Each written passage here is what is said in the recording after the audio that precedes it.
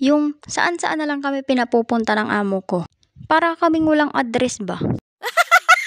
Una nandun kami sa may sala sa may TV. Ngayon naman nandito kami sa may kwarto ng mga bata. Wala kaming permanenteng lugar. So dito kami naka-assign kasi yung batang maliit hindi makatulog na maayos kasi ginugulo nila lagi sa sala.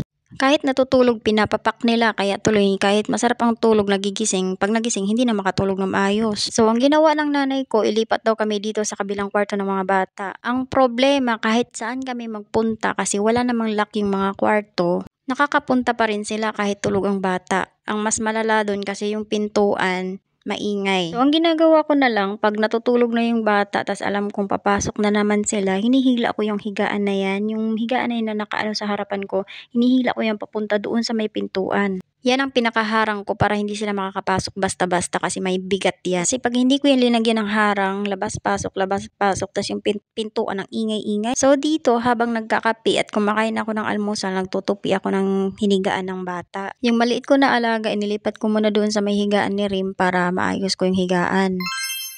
Tapos, napansin ko yung isa kong alaga. Oo nga pala, kasi nagpunta siya ng CR, dala-dala niya yung short niya, hindi ko pala siya nabihisan. So, sabi ko sa kanya, wag ka muna lalabas kasi nagvi-video ako, diyan ka muna sa gilid. Tapos, nung lalagay ko na yung foam sa cabinet, yun, binihisan ko na lang siya. Tapos sabi ko sa kanya, wag ka muna magpapakita dito sa ano kasi nagvi-video pa ako, hindi pa ako tapos. Buti naman nakinig siya. So habang nililigpit ko yung mga kalat na to, tinitingnan lang muna ako, tapos nakikipag-usap siya sa akin, nagkipagkwentuhan muna siya kung ano daw ginagawa ko. Sabi ko, naglilinis ako para matapos na. Matapos ako sa kalat sa baba, sinunod kong ayusin yung kama niya. Habang inaayos ko yung kumot niya, nagtatanong na siya kung tapos na ako mag-video. Kaya sabi ko sa kanya, mamaya, saglit lang, tapusin ko lang tong kama mo, tsaka magwawalis lang ako. Papatayin ko na yung video para makapunta ka na dito at makapaglaro ka na. Tapos maya-maya, pumasok ang amo kong babae. Tapos nagsabi siya, kahit daw saan magpunta ang batang maliit, may bata daw na sumusunod sa akin. Kaya yun, sinabi ko sa kanya, kailangan kasi may sariling kwarto ang anak mong maliit para hindi maistorbo sa tulog. Kasi kawawa yung bata na hindi nakakatulog ng maayos kasi ginugulo. Kahit kasarapan ng tulog, guguluhin. Kaya ang resulta, laging mainit ang ulo ng bata at saka iyak ng iyak.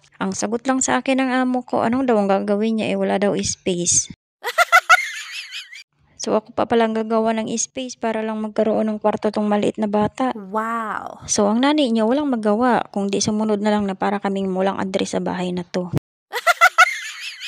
So habang nagwawalis ako, yung alaga kong isa sabi sa akin, binubuksan daw yung pinto. Hinayaan ko na lang na malabas-pasok sila, basta sabi ko naglilinis muna ako bago kayo pumasok, matapusin nyo na muna ako sa ginagawa ko. Naging rapper na tuloy yung nani inyo sa kakadaldal. Ba't parang tagal ko dito magwalis mga kanani? Parang ginawa ko to ang dali-dali naman ang nagwawalis ako.